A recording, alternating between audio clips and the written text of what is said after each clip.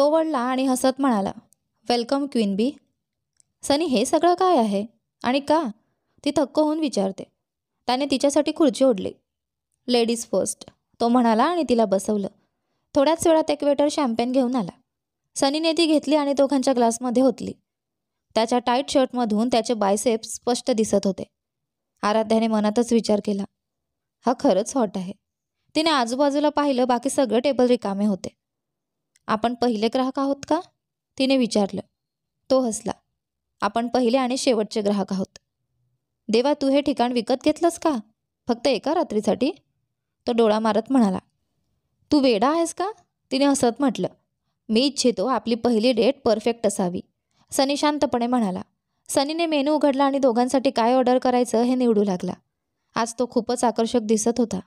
आराध्या त्याच्याकडे पाहतच राहिली. मनात विचार आला, देवा, स्वतःला सावर नाही तर सरळ त्याच्या मिठीत उडी घेईन. तेवढ्यात सनी म्हणाला, इतरांकडे असं बघणं अशोभनीय असतं.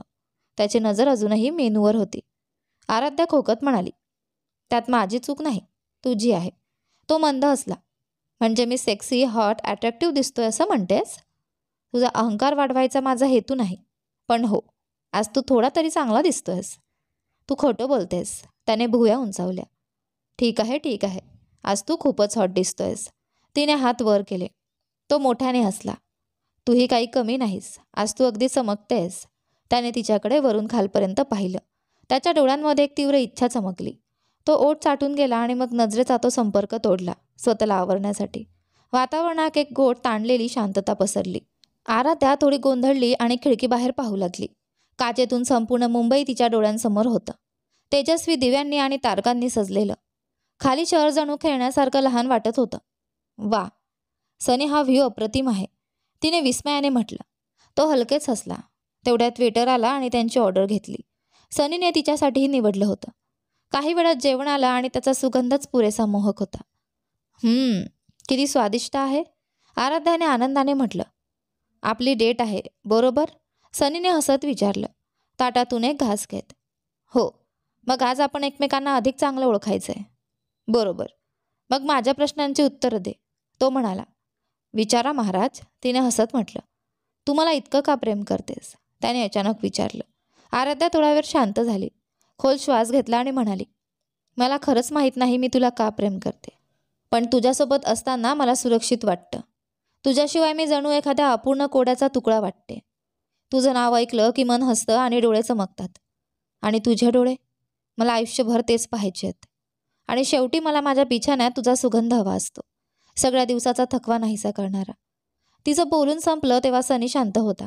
तो प्रत्येक शब्द नीट ऐकत होता. काही क्षणांनी तो हसला. पण तिला अपेक्षित असलेले 3 शब्द त्याने अजूनही उच्चारले नाहीत. आराध्याला जाणवलं, तो अजूनही सगळं मनात प्रक्रिया करत आहे. आता माझा प्रश्न, तिने वातावरणात हलकं करत म्हटलं. मी तुझ्यासाठी विशेष का आहे? सनीने थोडा विचार करून उत्तर दिलं. तुझं हास्य आणि तुझं निस्वार्थ मन. माझ्यासाठी काहीही करण्याची तयारी. वर्षानुवर्ष मला अशी भावना कोणी दिली नव्हती. ते दोघे अजून काही वेळ बोलत राहिले आणि एका तासानंतर इमारतीबाहेर आले. मला घरी जाण्यापूर्वी आईस्क्रीम हवा आहे, आराध्याने म्हणाली. सनी हसत म्हणाला. कोण म्हणाला आपण घरी चाललो आहोत? काय? मग आपण कुठे जातोय? तिने आश्चर्याने विचारलं. तो हसत म्हणाला, ते तुलाच सांगायचंय. काय? तिच्या डोळ्यात पुन्हा एक गोड कुतूहल चमकलं. तुझ्याशिवाय मी जगू शकत नाही, सनीने हळुवार आवाजात म्हटलं. आराध्या पायांच्या बोटांवर उभे राहून त्याच्या ओठांवर हलकेच चुंबन घेते. सनीनेही तिला परत मिठी मारली. तिच्या हातांनी त्याच्या छातीवरून प्रवास सुरू केला. पण त्याने तिचे हात थांबवले आणि म्हणाला, आठव, आपल्याला अजून चालायला शिकायचं आहे. ती हसत म्हणाली, मी तर धावायला तयार आहे. त्याने पुन्हा एकदा तिच्या ओठांवर चुंबन दिलं. बाहेर सूर्योदयाची पहिली किरणं उमटू लागली होती आणि त्या क्षणी सगळं परिपूर्ण वाटत होतं. थोड्या वेळाने सनीने मागे सरकून तिच्याकडे पाहिलं. पण मला अजून शिकायचं आहे. मग मी थांबते, ती थोडी निराश होत म्हणाली. दोघं हातात हात घेऊन शांतपणे सूर्योदय पाहत बसले. सनी म्हणाला, मला आता आपल्याला लोकांसमोरही असं एकत्र चालायचंय, हातात हात घेऊन. आराध्या आश्चर्याने विचारते, काय म्हणतोस? हो, या शुक्रवारी टिनेशच्या लग्नाला आपण दोघं एकत्र जाऊया. शुक्रवार सकाळ. 1 दिवस आधी आराध्या आशिषसोबत आपल्या घरी परतली होती. सनीने तिला लाल रंगाचा ड्रेस घालायला सांगितला होता आणि रात्री 8 वाजता तयार व्हायला सांगितलं होतं. तिने सुंदर लाल गाऊन घातला आणि तयार झाली. सनी अगदी वेळेवर आला. वेल्वेटच्या लाल टक्समध्ये नेहमीप्रमाणे परफेक्ट. आराध्याने दार उघडलं. तो आधीच दारात उभा होता. मिस्टर पंक्च्युअल, नेहमीच वेळेवर. ती हसली. तोही हसला. जेमी कुठे आहे? ती आधीच गेली. तू तयार आहेस? त्याने विचारलं. आराध्याला थोडी भीती वाटली. तिने खोल श्वास घेतला. सनीजवळ येऊन तिच्या कपाळावर चुंबन दिलं. घाबरलीस का? मला वाटतं ही कल्पना चांगली नाही. सगळे पापाराझी मला जिवंत खाणार आहेत. माझ्यावर विश्वास ठेव, सगळं ठीक होईल. ते माझी पार्श्वभूमी, पगार, कुटुंब, मित्र सगळं उकरून काढतील. ती घाबरून म्हणाली. आराम कर. अजिबात विचार करू नको. त्याने तिच्या गालावर हात फिरवला. ते माझं घरसुद्धा सर्वे करतील. आशिष आहे ना, तो सगळं बघेल. सनी शांतपणे म्हणाला. लोक आठवडाभर बोलतील, मग दुसऱ्या बातमीकडे वळतील. आणि जर तुला हे नको असेल तर आपण हे सगळं थांबवू शकतो. मी जबरदस्ती करणार नाही. आराध्याने खोल श्वास घेतला. एक ना एक दिवस हे व्हायचंच होतं, तर आजच का नाही? ती म्हणाली. चल करूया हे. ते टिनेशच्या लग्नस्थळी पोहोचले. कॅमेऱ्यांच्या फ्लॅशने त्यांना घेरलं. आराध्याला चक्कर येईल असं वाटलं, पण सनीने तिचा हात घट्ट धरला. पत्रकार ओढत विचारत होते. मिस्टर संकेत चोप्रा, ही कोण आहे? तुमची गर्लफ्रेंड का? लग्न करणार का? ती प्रेग्नंट आहे का? देवा, मूर्ख प्रश्न. सनीने तिच्या कानात कुजबुजलं. काही फरक पडू देऊ नको. त्याने कोणत्याही प्रश्नाचं उत्तर दिलं नाही. आशिष आणि स्टीफनने त्यांच्यासाठी रस्ता मोकळा केला आणि ते लग्नाच्या हॉलमध्ये पोहोचले. टिनेश आणि जेसिका मंचावर उभे होते. त्यांनी त्यांना हसून अभिवादन केलं. लग्नाची विधी सुरू झाली. शपथी घेतल्या, अंगठ्या बदलल्या आणि शेवटी एक गोड चुंबन. आराध्याने त्या क्षणी मनात कल्पना केली. एक दिवस असंच माझं आणि सनीचंही होईल. विधी संपल्यानंतर त्याने टिनेश आणि जेसिकाचं अभिनंदन केलं. मग सगळे नाचायला लागले. आराध्या जेमीसोबत उभी राहिली. सनी मनीषशी बोलत होता. कॉंग्रॅच्युलेशन्स बावळटा. आता सगळ्यांसमोर झालं अधिकृत. जेमी हसली. आज तुम्ही दोघं स्टार होता. विचारे टिनेश आणि जेसिका. स्वतःच्या लग्नात सुद्धा लोकांनी त्यांना दुर्लक्ष केलं. आराध्या थोडी अस्वस्थ झाली. मला सगळे माझ्याकडे पाहतायत असं वाटतंय. रिलॅक्स. ते सगळे फक्त जळतायत. जेमीने डोळा मारला. हो, सनीने हे अधिकृत केलं होतं, पण तरीही आराध्याच्या मनात एक पोकळी होती, कारण त्याने अजूनही 3 उच्च शब्द उच्चारले नव्हते. तेवढ्यात ईशान तिच्याकडे आला, मोठं स्मित घेऊन. अरे, माझ्यासोबत डान्स करशील का? आराध्याने सनीकडे पाहिलं. त्याने हसत मान डोलावली. तिने ओळखलं तो त्या जुन्या घटनेबद्दल माफी मागत होता. नक्की, ती म्हणाली आणि त्याचा हात धरला. दोघं डान्स फ्लोअरवर उतरले. ईशान हसत म्हणाला. मजेशीर आहे ना? तोच माणूस जो आधी मला मारायला तयार होता, आता मला तुझ्यासोबत नाचू देतोय. आराध्या हसले. कारण आता त्याला माहीत आहे, मी त्याचीच आहे. Excuse me guys. सनी दोघांच्या जवळ आला. आराध्या आणि ईशान दोघेही नाच थांबवून त्याच्याकडे पाहू लागले. ईशान, पुन्हा एकदा माफ कर. माझं वागणं तसं नसायला हवं होतं. सनीने शांत स्वरात म्हटलं. असं होतं रे. आपली गर्ल इतरांशी फ्लर्ट केलं की रिॲक्शन येतेच. काही हरकत नाही मिस्टर संकेत चोप्रा. ईशान हसत म्हणाला. सनीने त्याच्या पुढे हात पुढे केला. मला संकेत म्हण, आणि तुला कधी काही मदत लागली तर नक्की सांग. मग मला माझ्या मागे मुली लागतील अशा काही टिप्स सांग ना. ईशान म्हणाला. तिघेही मोठ्याने असले. मी आराध्याशी थोडं बोलू शकतो का? सनीने विचारलं. ती तर पूर्णपणे तुझीच आहे. ईशानने हसून उत्तर दिलं आणि आराध्याकडे पाहत म्हणाला. पुन्हा भेटू. आता मी इथल्या मुलींसोबत माझं नशीब आजमावतो. All the best. आराध्याने मान हलवत म्हटलं. ईशान तिथून निघून गेला आणि आराध्या व सनी पुन्हा नाचायला लागले. सनीने थोडा पाय घसरवला. सॉरी, मी चांगला डान्सर नाही. काही हरकत नाही, मी सांभाळू शकते. ती हसत म्हणाली. कसं वाटतंय तुला? सनीने तिच्या डोळ्यांकडे पाहत विचारलं. म्हणजे जणू काही मी प्राणी संग्रहालयातल्या पिंजऱ्यात आहे. सगळे मला पाहत आहेत. मस्तराने, आश्चर्याने, उत्साहाने. आणि तू अजून का नाचतोयस माझ्यासोबत? तो हलका असला. शिष्टाचार आहे, फक्त इतकंच. नाही, इतर पुरुषांनी तुला त्रास देऊ नये म्हणून, आणि अप्रत्यक्षपणे सांगण्यासाठी की तू माझी आहेस. आराध्याने हलकाशा आवाजात म्हटलं. पण तू मला ते शब्द कधीच सांगितले नाहीस. सनीने तिचा अर्थ समजला आणि काही क्षण गप्प राहिला. काही वेळ नाचल्यानंतर त्याने विषय बदलला. रायन, ईशा आणि तुझी टीम माझं अभिनंदन करत होते. त्यांनी सांगितलं की त्यांना तुझी भेट घ्यायची आहे. Oh my God. ते तर माझी वाट लावतील. आराध्या थोडी चिंतेने म्हणाली. तर मी तुझ्यासाठी एक चांगलं कॉफिन घेऊन ठेवतो. सनी हसत म्हणाला. हा हा, फार विनोदी आहेस. मीच जाते भेटायला त्यांना. आराध्याने त्यांना लग्नाच्या केक जवळ पाहिलं आणि थोड्या संकोचाने म्हणाली. हे गाईज. त्यांच्या चेहऱ्याकडे पाहताच तिला कळालं की ते रागात आहेत. तू एक शब्दही सांगितला नाहीस. रायनने हात छातीवर घालून म्हणाला. तू महिनाभर गायब होतीस. जतीन म्हणाला. आम्ही तुला कॉल करत होतो पण जेमी म्हणाली तू सुट्टीवर आहेस. ईशाने हात जोडले. थँक गॉड जेमी, तू मला वाचवलंस, आराध्याने मनात विचार केला. गाईज प्लीज, मी सगळं समजावते, ती विनवणीच्या सुरात म्हणाली. तुला समजावावंच लागेल, रोसाली म्हणाली.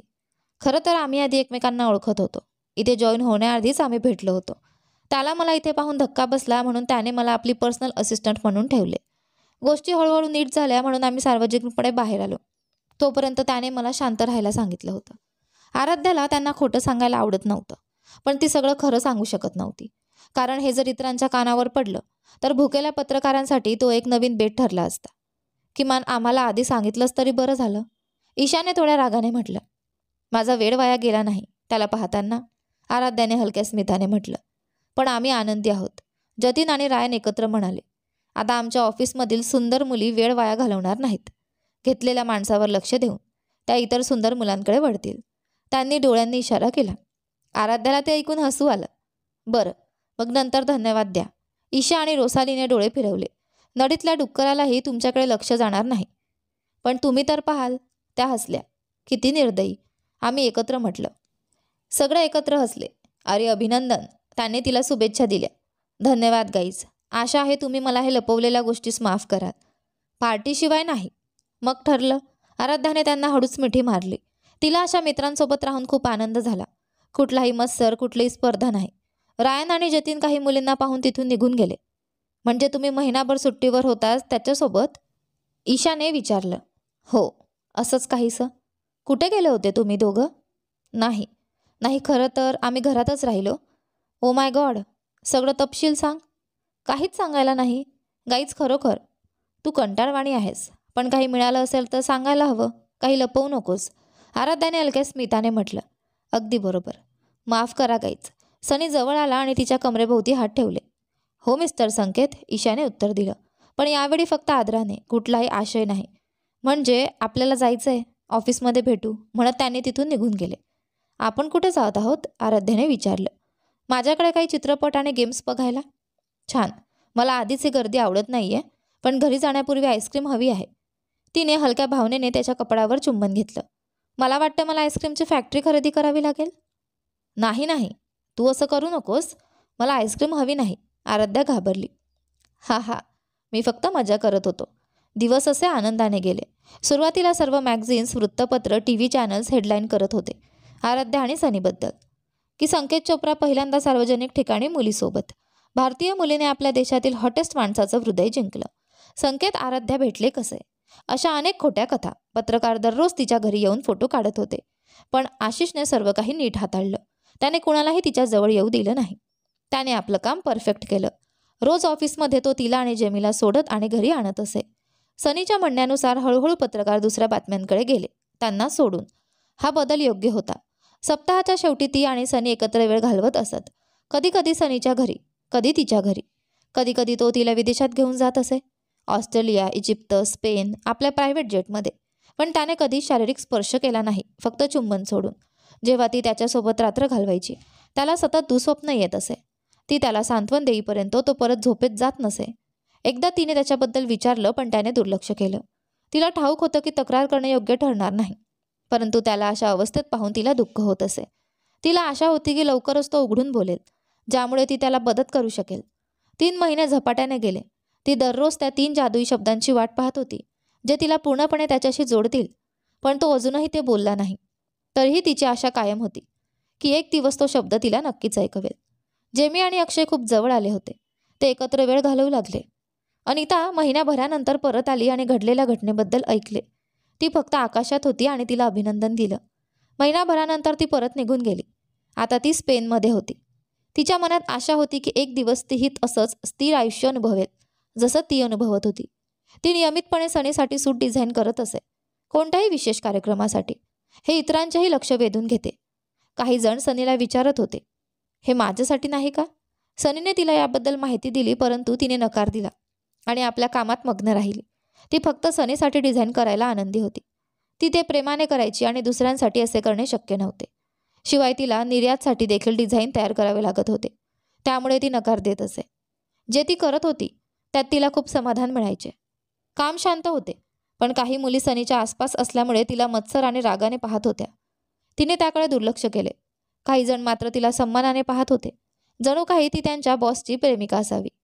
आतल्या बाजूला, तिच्या वाईट बाजूला, तिला ह्यात मजा वाटत होती. शनिवारी सकाळ होती. ती त्याच्या बेडवर झोपलेली होती, त्याची शर्ट घालून. तो बाथरूममधून बाहेर आला आणि तिच्या कानात फुसफुसला, हॅपी बर्थडे क्वीन बी.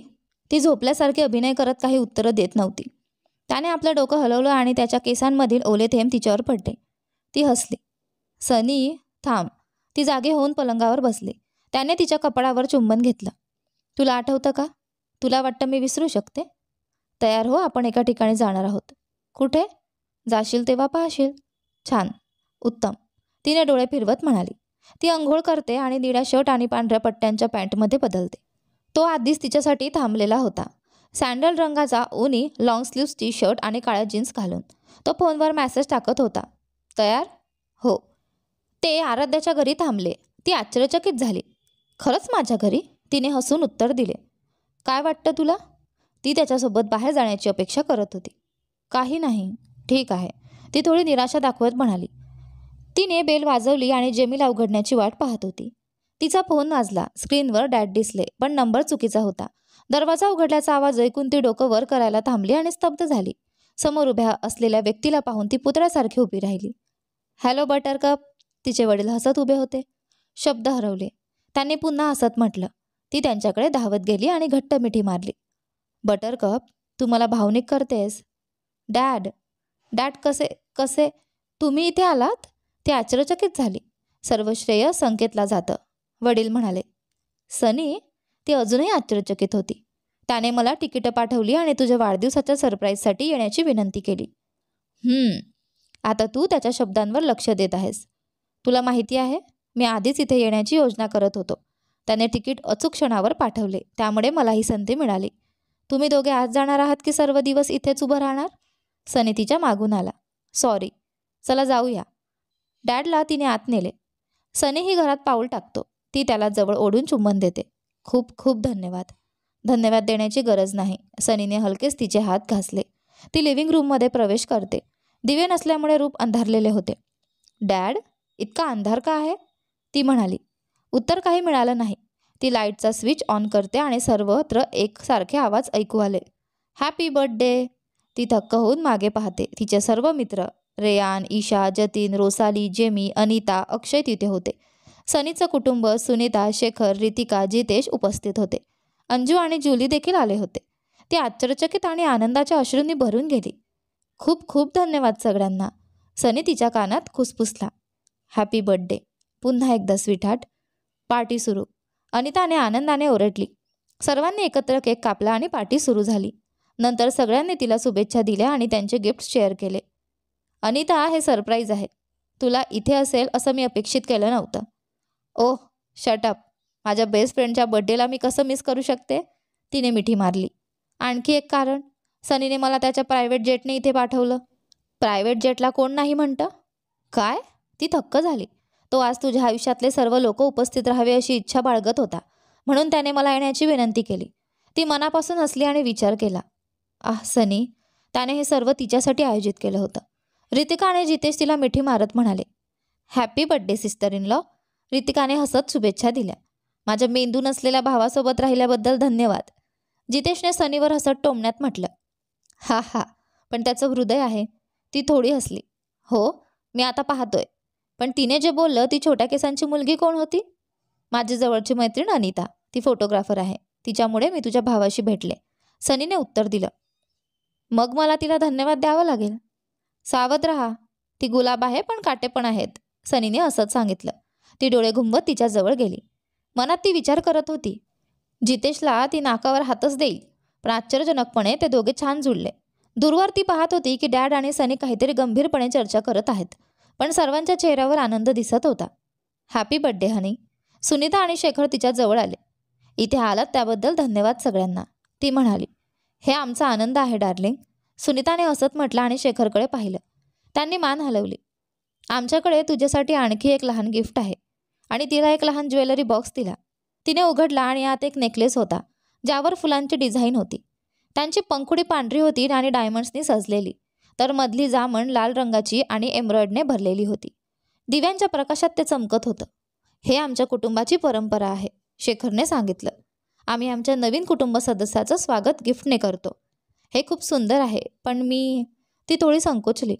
बेटा, ही परंपरा आहे, नकार देऊ नकोस, सुनीताने सौम्य आवाजात सांगितलं. ती आनंदाच्या अश्रूने त्यांना मिठी मारते. खूप खूप धन्यवाद सगळ्यांना. तुम्ही पहिल्या दिवसापासून इतके स्वागतार्ह आहात. हे खूप अर्थपूर्ण आहे माझ्यासाठी. त्याने तिच्या पाठीवर हात ठेवला. तू नेहमीच आमची मुलगी आहेस. आम्ही तुला बरंच काही देऊ शकतो. संध्याकाळ झाली. हळूहळू सगळे निघू लागले. अनिता परत स्पेनला गेली. रेयान आणि इतर सगळे निघाले. जेमी अक्षयला सोडायला गेली आणि आज त्याच्यासोबतच राहणार होती. रितिका, जितेश, अंजू आणि जुली आधीच निघाले होते. आता फक्त ती, सनी, डॅड, सुनीता आणि शेखर राहिले होते. सर्वांनी एकत्र जेवण केले. मिस्टर विक्रांत, जर तुम्हाला अडचण नसेल तर आपण आमच्यासोबत राहू शकता, सुनीताने विनंती केली. हो, आपण जुन्या लोकांनी काहीतरी रोचक बोलू शकतो. हे तरुण लोक कंटाळवाणे आहेत, शेखर हसले. हा हा, तुमचं खरं आहे, तिच्या डॅडने हसत तिला विचारलं. तुला ठीक वाटतं ना बटरकप? नक्कीच डॅड, चला पुढे, ती उत्तर देते. मी उद्या संध्याकाळी तुला घेऊन जाईन, मग शहर दाखवेन. ठीक आहे, मग निघूया का? डॅडने विचारलं. होय, सर्वांनी सांगितलं. लव यू गाईज. तीनही आपल्याला मिठी मारून निघाले. आता फक्त आराध्या आणि सनी होते. सनीने मागून तिला मिठी मारली. आराध्याने हळूच म्हटलं, पार्टीसाठी धन्यवाद. हा माझा आत्तापर्यंतचा सर्वोत्तम वाढदिवस आहे. सनीने हसत तिला एक बॉक्स दिला आणि सांगितलं, उघडून पहा. आराध्याने उघडला. त्यात एक डायमंड ब्रासलेट होतं, ज्यावर हृदयाच्या आत एस आणि ए अक्षर कोरलेली होती. सनीने विचारलं, आवडलं का? आराध्याने हसत उत्तर दिलं, खूप आवडलं, पण पुढच्या वेळी थोडं कमी महागडं करशील, आणि त्याला चुंबन दिलं. आराध्याने विचारलं, डॅडशी तू काय बोललास इतकं गंभीरपणे? सनी म्हणाला, काही नाही, मी फक्त त्यांचे आभार मानले की अशा सुंदर हृदयाची मुलगी लहानपणापासून मोठी केली. आराध्या हसत म्हणाली, लव्ह यू, आणि अपेक्षा केली की सनीही तेच बोलेल, पण सनीने नाही म्हटलं. त्याऐवजी त्याने विचारलं, आता किती वाजले? आराध्या म्हणाली, 11:30. सनीने म्हटला, म्हणजे तुला अजून अर्धा तास आहे तुझ्या वाढदिवसाच्या पार्टीला संपवायला? आराध्या आश्चर्यचकित झाली. का? सनीने तिला ओढून घेतलं. चल माझ्यासोबत. आराध्या विचारते, काय? अजून एक सरप्राईज? सनीने असत उत्तर दिलं, तुला नक्की आवडेल. कुठे जातोय? ती विचारू नकोस. ते मॉकटेल स्ट्रीटकडे निघाले. जितके जास्त पुढे गेले तितकं अंधार वाढत गेलं. झाडं आणि झुडपांनी रस्त्याचा मार्ग वेढला होता. आराध्या म्हणाली, हे सांगतोस का की तू सिरियल किलर आहेस? सनी हसला. मी प्रयत्न केला, पण मी नाही करू शकला. 3.5 तासांच्या प्रवासानंतर ते जंगलातल्या एका घराजवळ थांबले. घर अगदी सोपं होतं, फक्त पांढऱ्या रंगाने रंगवलेलं आणि ढालदार छप्पर. सनीने आराध्याचा हात धरून आत नेला. घरात फुलांची आणि लाकडांचा सुगंध होता. त्यात एक स्वयंपाकघर, हॉल आणि एक खोली होती. खोली लॉक होती. सनी म्हणाला, चल वर जाऊ. आराध्या म्हणाली, तू इथे खूप येतोस का? सनी म्हणाला, नियमित नाही, पण कधी कधी. म्हणजेच तू कधी कधी हरवतोस? आराध्याने हसत उत्तर दिलं. तो तिचा हात धरून वर घेऊन गेला. वर एक छोटी बेडरूम होती. त्याने खोली उघडली. आत एक छोटी निळी बेड होता. इतर काही नव्हतं. फक्त एक खिडकी घट्ट बंद होती. छतावर एक छोटी बल्ब होती, ज्यातून प्रकाश पसरत होता. आराध्या म्हणते, सनी, आपण इथे का आलो? तर यानंतर सनी आराध्याला त्याच्या आयुष्यातलं काय सर्वात मोठं गुपित सांगतो हे पहा आपल्या या कथेच्या पुढच्या भागामध्ये. पण तुम्हाला आजचे दोन्ही भाग कसे वाटले मला कमेंट करून नक्की कळवा. दोघी भागांना जास्तीत जास्त प्रेम द्या, लाईक करा, शेअर करा. धन्यवाद.